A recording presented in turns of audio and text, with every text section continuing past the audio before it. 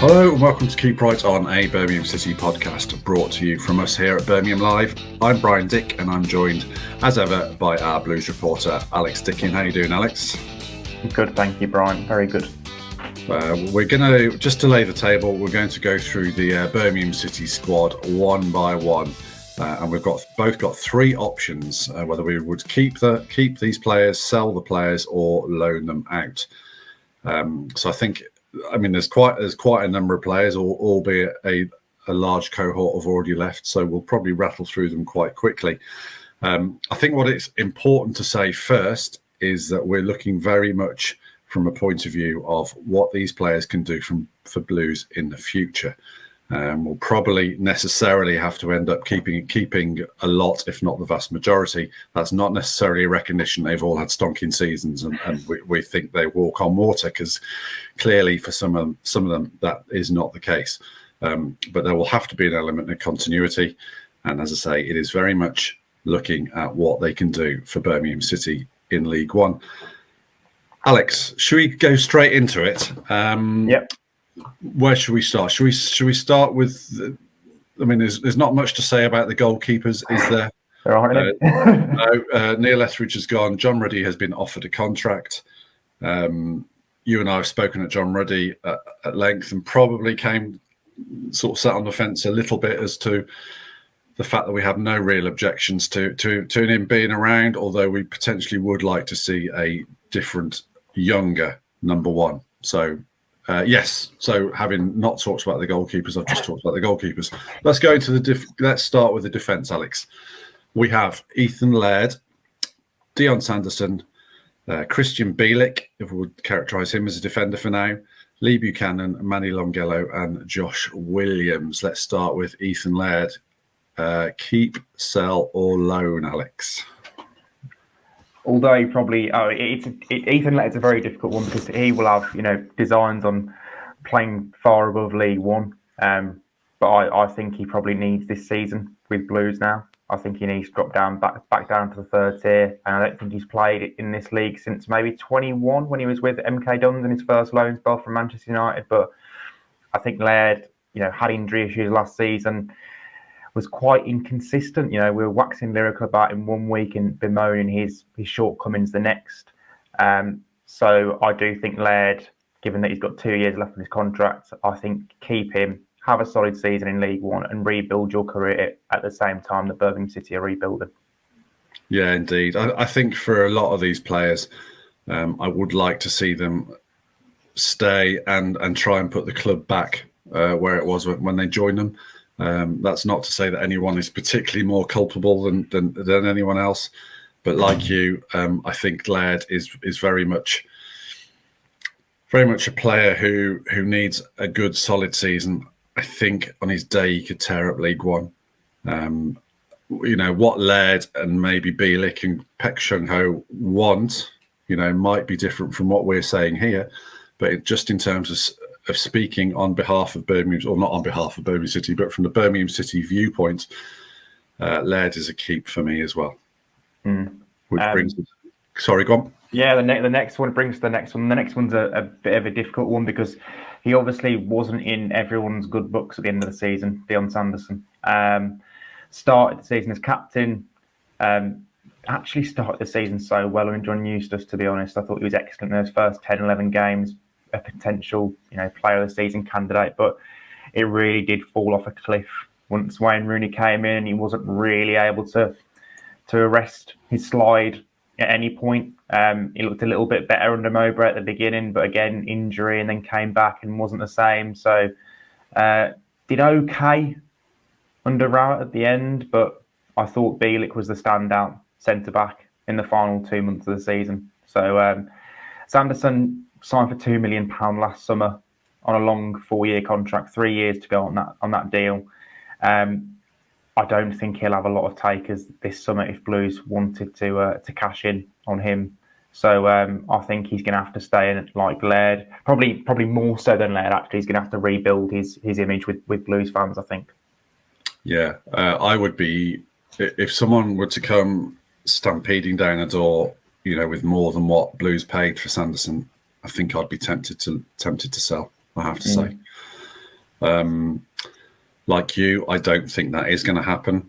And I also look at the lack of other centre-back options. Obviously, Kevin Long's gone. We know that. Emmanuel Ivy's gone back on loan. Mark Roberts has been released. A manager could come in and say that Christian Bielik is not a centre-back, he's a central midfielder, which would leave Dion Sanderson as the only senior frontline centre-back. So I suppose it's just about a keep, but it's a keep with an open mind. I think is probably the best way to put that one from my point of view. We've put Bielik in this bucket, the defenders bucket, Alex. I suppose, yeah. Do you see him as a defender in League One, or potentially as a midfielder? Depends on who the manager is, Brian, doesn't it? Yeah, We've said this a few times. If it's Tony Mowbray, it's centre back. If it's Gaira, I think it's probably going to be midfield. That they're just two managerial examples. I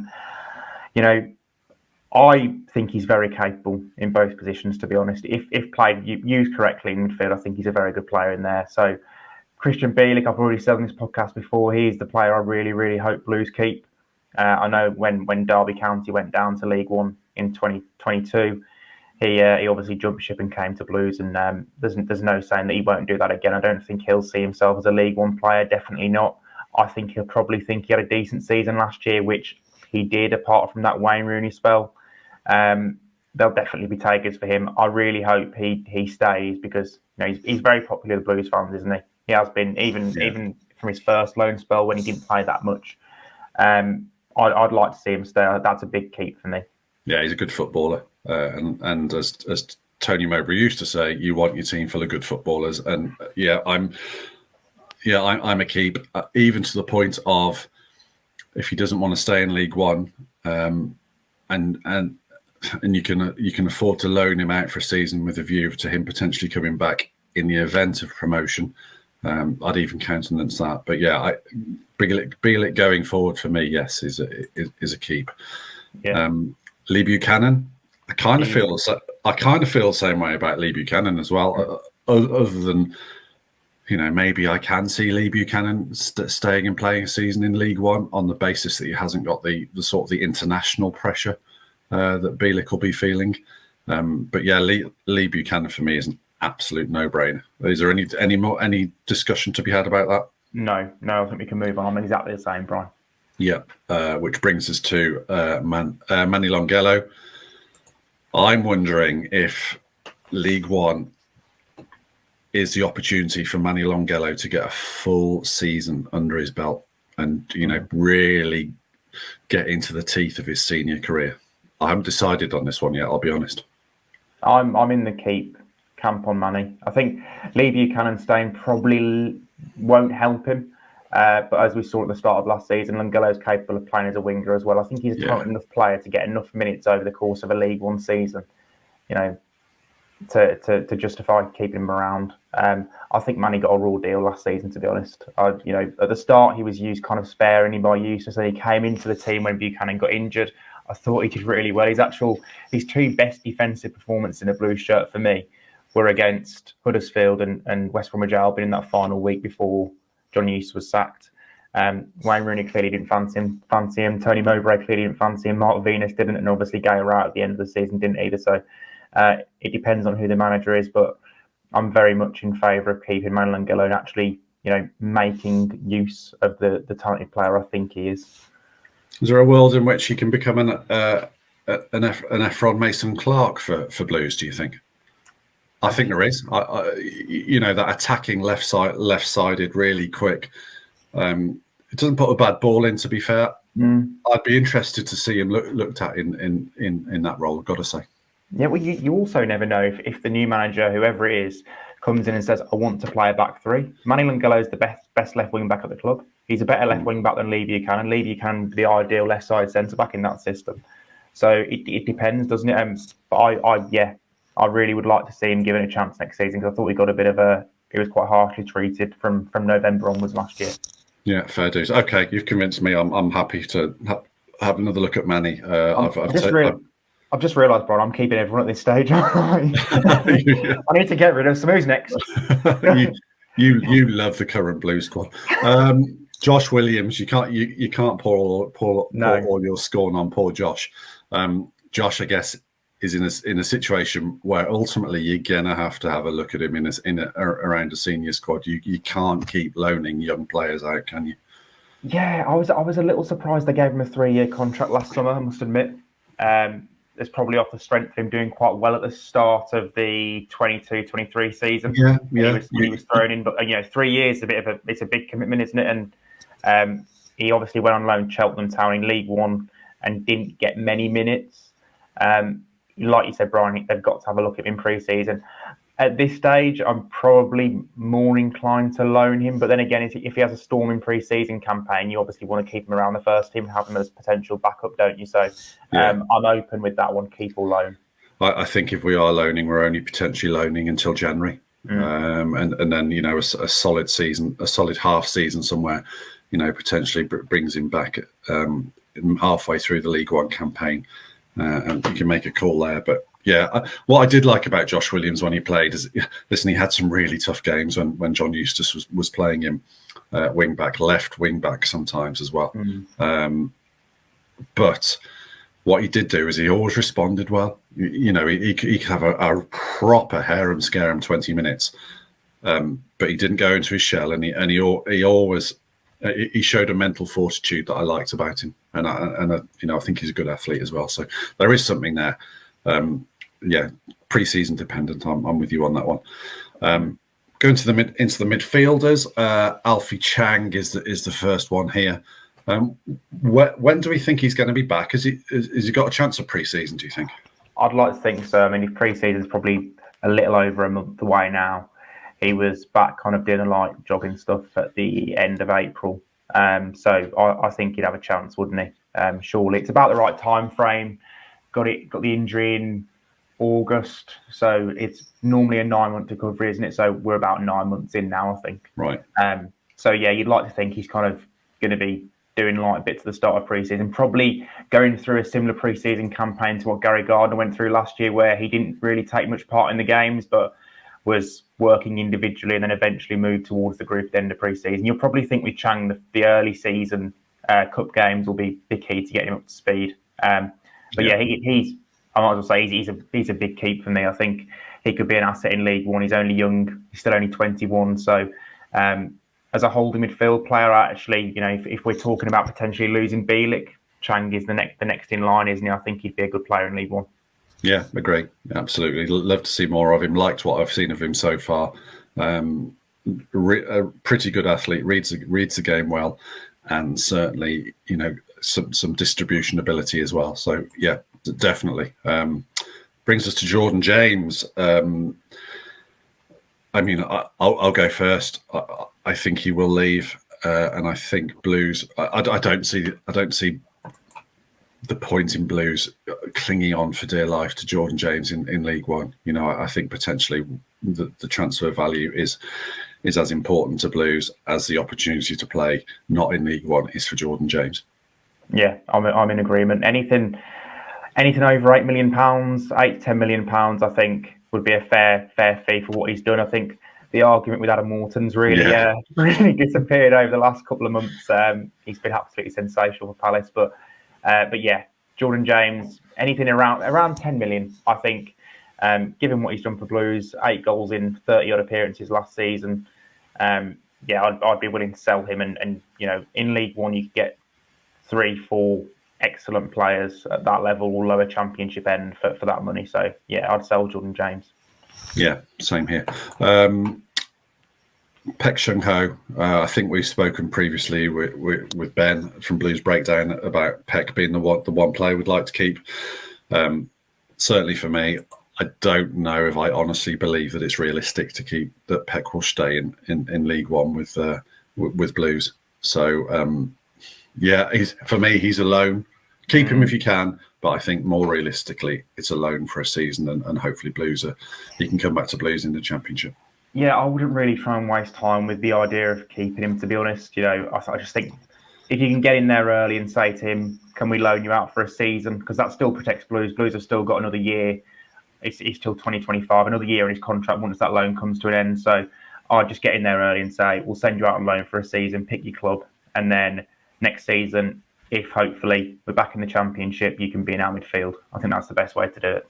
Yeah, because the risk is if you build an early team around him in pre-season, and then you get to the third week of August, you're not going to, and he moves on because there's a great offer that you just can't turn down. You're not going to replace that skill set, are you? In League One, Exactly. within the space of a week or 2 weeks or whatever windows left remaining. Alex Pritchard, I will concede. I wasn't impressed with his body of work, small as it was. When he came to Blues, I'd be willing for Blues to sell Alex Pritchard. Just leave it at that. Yeah, no, I'm probably in agreement. We've not seen anywhere near enough from him. I know he wasn't helped by that early injury after he started his first game at West Bromwich Albion, but I was quite disappointed at the end of the season with some of his performances. I was disappointed in the way he played against Middlesbrough in that game middle of March that was just so flat, and he was at fault for the goal that Blues conceded. I was surprised he wasn't able to force his way in under Gary Rowett. I don't think it would have taken much, given that the limited squad that Gary Rowett was using at that particular time. I think someone like Pritchard should have been able to get his way into that team. So yeah, he was obviously signed by Tony Mowbray and very unfortunate to only play under him for 45 minutes. But I'd be happy really if Pritchard. I'd be fine if Pritchard was to leave the club this summer. I would also be fine if a new manager came in and said Alex Pritchard's got a very good League One experience, having won the league the last time he was in it with Sunderland, and we found a role for him this season and we can use him correctly. That would also be fine. But based on the evidence of the 9 games he played for Blues at the end of last season, I would sell. Yeah, again, he's a classic case of the new manager being all important. You wrote a piece yesterday, didn't you, about his relationship with Alex Neil and Alex Neil getting the best out of him at Sunderland. There's no denying that a fit and on form Alex Pritchard would help Blues in League One in the way that he helped Sunderland to promotion in League One. But that's not to say you appoint a manager on the strength of what he'll do for Alex Pritchard. So brings us to Brandon Keeler, a young man that I really like as a player. I don't know if I'll be starting League One campaign with Keeler and Chang in the centre of midfield. I think it's going to be a bit of a school of hard knocks. But he does fall into the Chang bucket in terms of have a good look at him in pre-season, and then see what you think you can get out of him at a senior level. Yeah, either way, this one's either a keep or a loan, isn't it? Given that he signed a new 4-year contract, I think, at the beginning of last season. So, yeah, I'd probably want to keep him around, I think, as a useful squad player. He can play not just in midfield. In pre-season last year, he played as a number 10 at times. He played wide at times, wide left. So he's versatile, can play in 3 or 4 positions. I'd be very tempted to keep him around.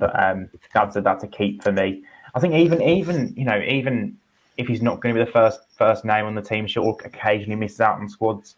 If you look at the loan spell he's had this season at Ross County, he's gone there and he's only started a few games. He's mostly been used off the bench. I'd rather see him kept at Blues and developed by coaches who actually kind of have his long-term interests. So yeah, he's a keep for me. Juninho Bacuna, probably one of the, apart from Paik, probably the most experienced of the central midfield options. Bacuna, go on. What are your thoughts on Bacuna? Because I'm a little bit torn. Yeah, I like Bacca. I know you do as well. He's a player who can play in so many positions. I still find it crazy that he sees himself as a number 6 when he's absolutely wasted, if anyone ever played him there, because of his talents going forward. He's too far from goal, isn't he? Yeah. He is, yeah. I think I would like to see him stay. I'd like to see Blues keep him. But at the same time, he's only got a year left on his contract. If a decent offer came in for him this summer, which I'd imagine there are Championship clubs or potentially clubs abroad who would look at him and see his number of goal contributions last season, I think 15 in all competition, and think he's someone worth taking a punt on. But yeah, as far as my own personal opinion, keep. Yeah. I'm split between keep because I like him as a player. And I think it's mouth-watering to think what he could do in League One. I think it'd arguably be the most technically talented player down in League One. But given the what's left of the transfer value, I think I would also be tempted to listen to offers as well. So that is a borderline one for me. It's keep for now until someone persuades me not to keep, I think is the way I describe that. Brings us on to the attacking players. Really, the squad is so thin, isn't it? I just looking at the few names that we've got. George Hall, this is a no-brainer, isn't it? Yeah, keep. Move on. Yeah, solid season in League One, in which his hamstrings don't play him up. He regains trust in his body, and he runs all over League One defences. Yes, agree. Love to see 40-game season from George Hall next season. Yeah. Romel Donovan. Keep. I think Donovan's got a lot of talent, hasn't he? I think he made his debut for England under 18s recently, or maybe it was the 17s. I think he scored and contributed an assist as well. He's doing so well for the under 21s. He's been an absolute star in their season. I think he's got 9 goals and a lorry load of assists as well. And he's still incredibly only a first year scholar. So he's an absolute star in the making. You just hope that he can when he gets his chance, which I presume will come quite early in the season, that he can take it and that he impresses whoever the new manager is in pre-season, not only with his ability, because I know that's there, but also in the way that he applies himself. I think John Eustace did a good thing last year in putting him with Lukas Jutkovic in pre-season, pairing him as a gym buddy with him, so he could see basically how an experienced, good pro works. So hopefully Romel will have taken things from that and can really kick on this season. I think he made 10 appearances last season. For a 17-year-old, that's very good. So, hopefully he's involved. He's a keep for me. Yeah, agree. Absolutely. Yeah, I echo what you say about doing the right stuff to maximise his potential, but that potential is enormous. Koji Miyoshi, I'll go first on this one. I don't know how likely it is, but I am definitely in the keep category for Koji. Again, I think he could have a real impact in League One. Not many players with his skill set. So yeah, pretty straightforward choice for me. I assume you're a keep as well, and if you are, do you see a big horde of suitors coming to Blues? I'm a big keep, but I do think there'll be interest. He had a really good first season, in my opinion. When you think he came into the Championship in England for the first time as well, to get 6 goals, 6 assists in the league, I think was really, really impressive, given that he didn't start that many away games either. I think there'll be Championship clubs who will have looked at him last season and thought we could find a space for him in our team and our squad. And I do think Blues will probably have a little bit of interest in him. I think he's probably easier to keep hold of than Paik, because he hasn't played for Japan in a while. I think he's only got 5 caps for Japan in total. So, whereas Paik is in the South Korea squad at the moment and has to keep his place. He's not going to do that playing in League One. So, I think there's a little bit more of a chance with Miyoshi. I probably wouldn't entertain the idea of loaning him out, because he has only got 1 year left on his contract with an option in the club's favour. But still, I probably just wouldn't do that. There's not the security that is there with Paik. So, it's a keep or sell for me. Ideally, a keep. Yeah, Siriki, Dembele. Listen, the group think is that Dembele tears League One up, isn't it? That is the point that I think most people are telling themselves on the basis that he has done it before. If someone comes into Blues with a bigger offer than what they paid for him, I'm actually open-minded about selling him. Yeah. We've seen what it looks like in the Championship, and I didn't see a rounded enough footballer to justify keep at all costs. So if there's decent money, acceptable money on the table, I am up for a sale. I've got to say, I wouldn't be distraught if he stays. It's not a sell at any cost by any stretch of the imagination, because potentially he could tear up League One. But, again, there's a discussion to be had for me. More different 7 or 8 months, mate. I remember doing one of our first podcasts. after that Huddersfield game, we were toasting Dembele as the second coming of Bulgari. But yeah, I've probably reached a point now where, when you think back to last season, John Eustace clearly found a way to use Dembele correctly, didn't he? He recognised his strengths. And I remember one of my first conversations with Eustace about Dembele, I think just after they'd signed him, and he was basically saying, we've got to create a team that can allow him to get the ball in dangerous positions where he can actually hurt teams. And he did that. He created a 4-2-3-1 system. Ivan Sunjic was slightly, he slightly drifted over towards the left as one of the two pivots to cover the spaces that Dembele left in front of Lee Buchanan. And then that allowed Dembele to absolutely wreak havoc, and he was sensational against Huddersfield that night. My worry with Dembele is that the three managers that followed him in Wayne Rooney, Tony Mowbray, and Guerrero all effectively called him out on, not being able to be the whole package in the Championship. And Rooney dropped him and then called him out publicly alongside Christian Bielik at the time. And then Tony Mowbray basically said in one of the first training sessions he noticed he wasn't running much and asked him why. And Dembele said, well, I like to conserve energy so I can, have a bigger impact going forward. And, Mowbray clearly said that won't wash with me. And then Guerrero said that, he preferred to pick players that he could trust. So he didn't start Dembele in one game, which obviously means that he couldn't trust him, because we looked at that Blues team at the end of the season. In terms of talent, Dembele should have been in it. So that's a worrying thing for me. Like you said, Brian, potential-wise, he would rip League One up. He's done it before with Peterborough United, hasn't he? But I think so much water's gone under the bridge with Dembele now that if a club did come in for him and offered, a couple of £1 million, I'd probably take it. Yeah, I think we've arrived at the same place. So I think I'm saying sell. Yeah. I think the other thing that does show is that in 8 months, me and Alex have completely changed our opinion. So you probably don't want to listen to what we're saying at all. Tyler Roberts, you can go on this one. Tyler Roberts, I think, has to stay. I genuinely, he's had 2 seasons where he's not started anywhere near enough games. I think he played 19 for QPR in all competitions, or maybe 20, and he's played 19 last season with Blues in all competitions.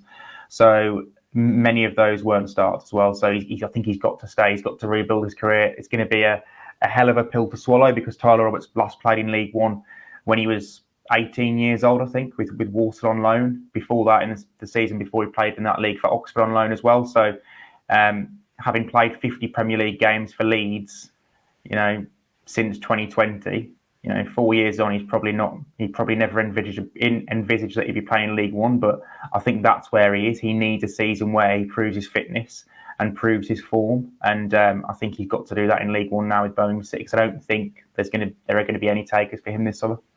I think he could plunder League One as well. I do still rate him. For all the the lack of impact and the injury issues last season. I thought there were times when he did play well. You're thinking, wow, what an asset. Almost to the point. Listen, if he wants to go, it's a different situation. But if he's happy to stay and somebody comes in for him, I'm almost at the point where I'd say no. We're going to keep Tyler Roberts and go forward with him. So I am a fan of Tyler Roberts. Junior Dixon, I think this is fairly obvious. You can't be getting rid of a kid that's showing so much potential, can you? Hopefully, he gets his chance in League One. Yeah, 19 goals for the under 21s this season. Been excellent for them. You can't really ask much more, can you, from a player in his first season at that level? So I think he deserves a chance in pre-season. If he's not going to be in and around the squad next season, then loan him out, fair enough. But I think he's definitely done enough to warrant a look and a chance in pre-season. Yeah, I was speaking to Colin Tatum when he appeared on the podcast. He did point at areas where Junior does maybe need to pay a bit of attention, a little bit more work outside the box and areas like that. But yeah, absolutely. You have a look at him in pre-season, and if it's not quite there, he's. You then judge whether he goes into a League Two loan or even probably not a League One, but maybe a lower end League One loan just to see how he gets on in senior football. He's a bit of a powerfully built throwback, isn't he, Dixon? In that he's a striker who plays inside the box and doesn't do an awful lot of running out wide, but he's a very good finisher. So Yeah, as you say, League One, I think he could get minutes and could do well. Yeah, indeed. The only thing we haven't commented on really is the fact that Lukas Djukovic has been offered another deal. There will be interest in Djukovic apart from Blues, won't there? Yeah, I think so. When you look at not just the physical attributes that he still quite clearly has, we saw that in March when he scored a great header against Hull. I think his leadership skills and just his character. I think, most people in the game, especially in the EFL, will know how good a character Lukas Djukovic is. I don't think I've ever heard any Blues manager speak badly of him in his time at the club. So there'll be other clubs that definitely will be looking at him and seeing if they can get him on a similar deal to the one that Blues are trying to get him on in League One, potentially, or maybe even lower in Championship. So it's not. I don't think it's a given. I think the impression I've got is that he would like to stay, but it'd obviously have to be the right kind of role for him. I hope he does stay. I hope he does stay because, like I said before in this podcast, I think his Blues story deserves a better ending. And also, if he gets to the end of next season, then he one more year before he gets testimonial. So, so yeah, there you go. Yeah, indeed. And also, just running through this squad, you can kind of understand why they've offered deals to Ruddy and Djukovic, can't you? Because it's, I don't know if the right word is callow, but it's a squad that needs some experience and some real leadership. So you can get it from that point of view, can't you? Yeah, when I think you had three managers last season bemoan the lack of leaders in the squad. Yeah. So that's rare. It's rare that a manager will do that in public, and multiple managers did it. Djukovic, excellent character. We both know that. John Ruddy, leader. It's always difficult to have your goalkeeper as your captain, though, I think, which is probably why John Eustace at the start of the season went for Sanderson rather than Ruddy, because Ruddy was the most logical choice. But yeah, both good players, good pros, and I think Blues have done right in offering them contracts. Yeah, excellent. Right, thank you, Alex. Please do let us know if you've got this far into the podcast. Please do let us know in the YouTube comments, your thoughts on what you do with certain players. So always interested in your feedback. Hit subscribe, hit like, and obviously you can hit follow on whichever podcast platform you prefer. So thanks, Alex, and thanks everybody. And it's a keep right on.